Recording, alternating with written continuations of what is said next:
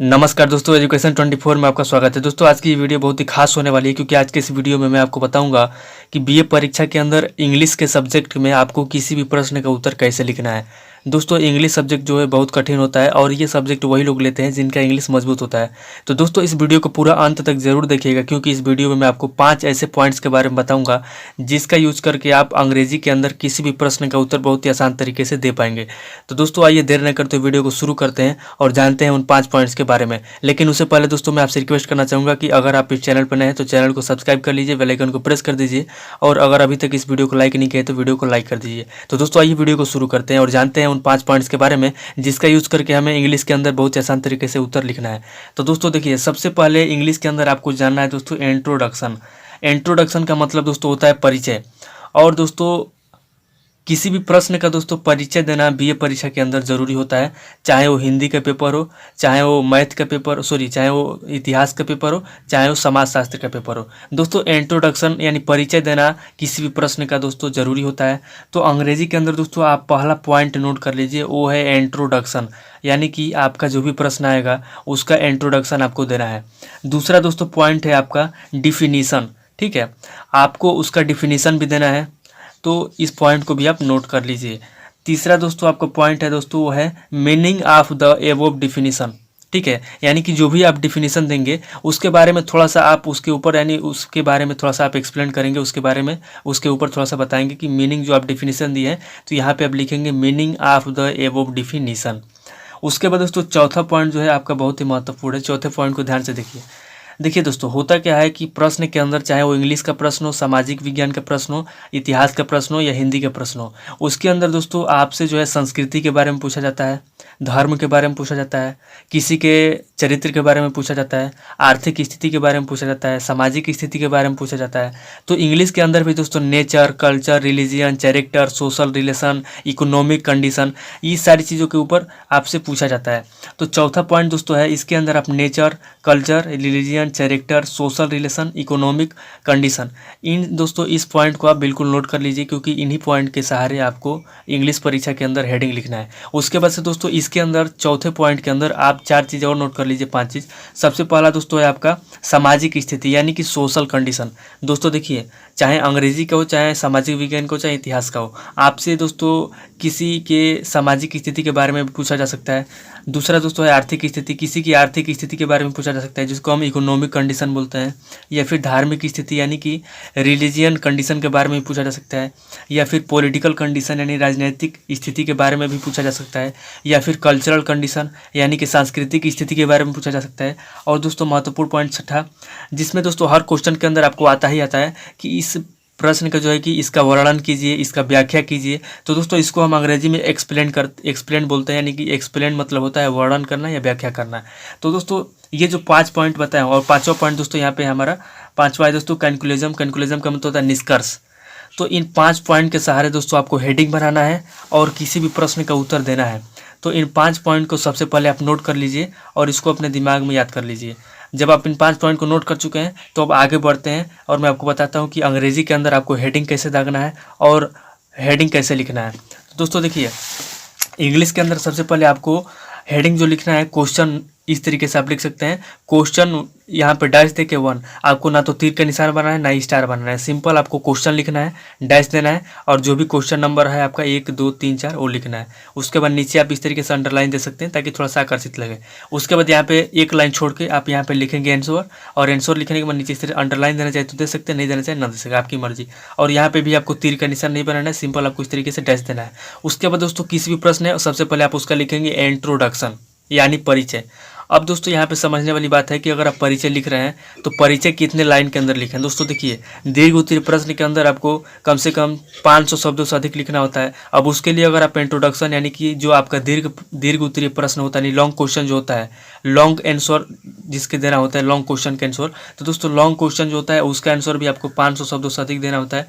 तो जितने भी लॉन्ग क्वेश्चन होंगे आपका, उसके लिए आपको कम से कम एक पर एक क्वेश्चन के अंदर आपको कम से कम 7 से 8 हेडिंग बनाना पड़ेगा, चाहे वो हिंदी का पेपर हो, चाहे इतिहास का पेपर हो, चाहे सामाजिक विज्ञान का पेपर हो। दोस्तों हर सब्जेक्ट के अंदर आपको दीर्घ उत्तरीय प्रश्न का उत्तर जो है 7 से 8 हेडिंग के अंदर ही लिखना होता है।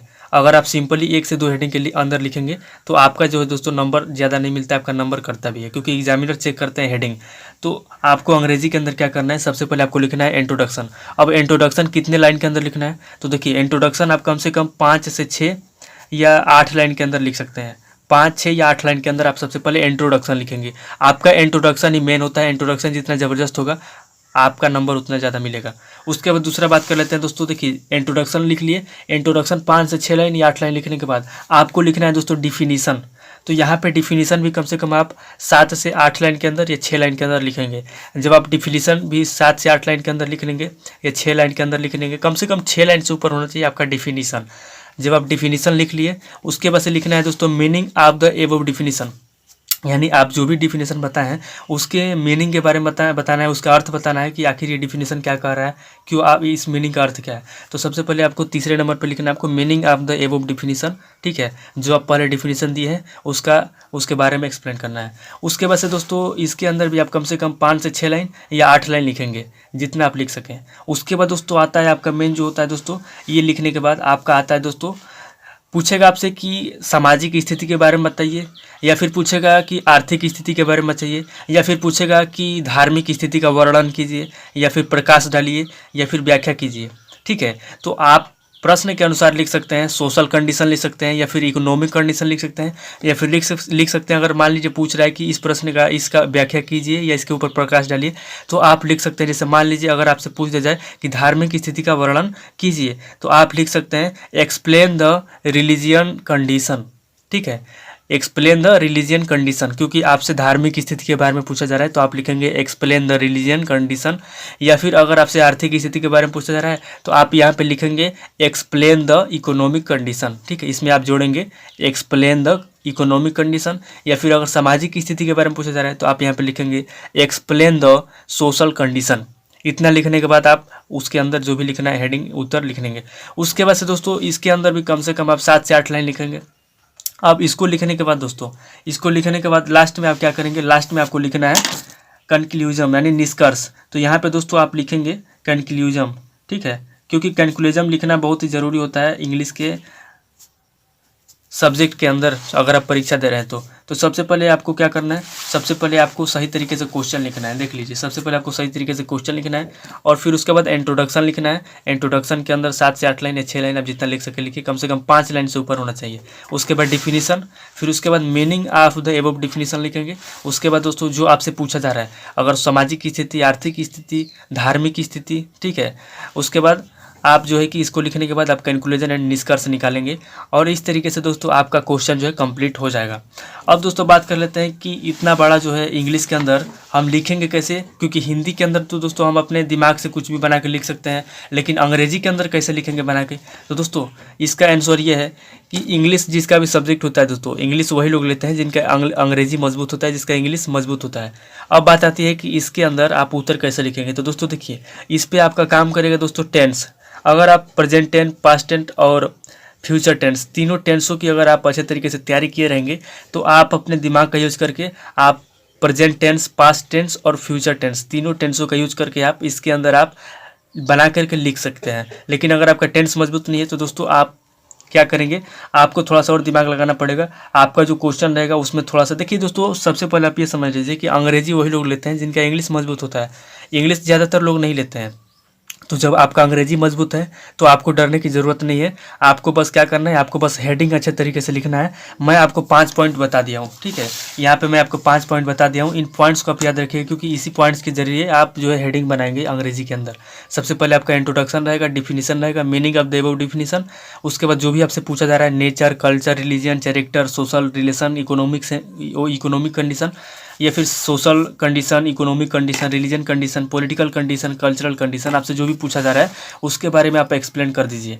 और उसके बाद लास्ट में कंक्लूजन जरूर, तो कंक्लूजन जो है ज़रूर इसको एक्सप्लेन करिए, क्योंकि कंक्लूजन के बिना अगर आप छोड़ देंगे, कंक्लूजन नहीं लिखेंगे तो इससे आपका शायद नंबर भी कट सकता है। यानी निष्कर्ष निकालना बहुत ज़रूरी है, ठीक है। तो इंग्लिश के अंदर दोस्तों इस तरीके से आप जो है किसी भी प्रश्न का उत्तर लिख सकते हैं। मैं आपको पॉइंट्स बता दिया। और दोस्तों अगर आपको इसके यानी इंग्लिश के ऊपर और कुछ दिक्कत है, अगर आपको समझ में नहीं आ रहा है तो आप कमेंट करके ज़रूर मुझे बताइए। मैं आपको इसके अंदर जो भी कमेंट आप करेंगे उसके ऊपर मैं वीडियो बनाऊँ।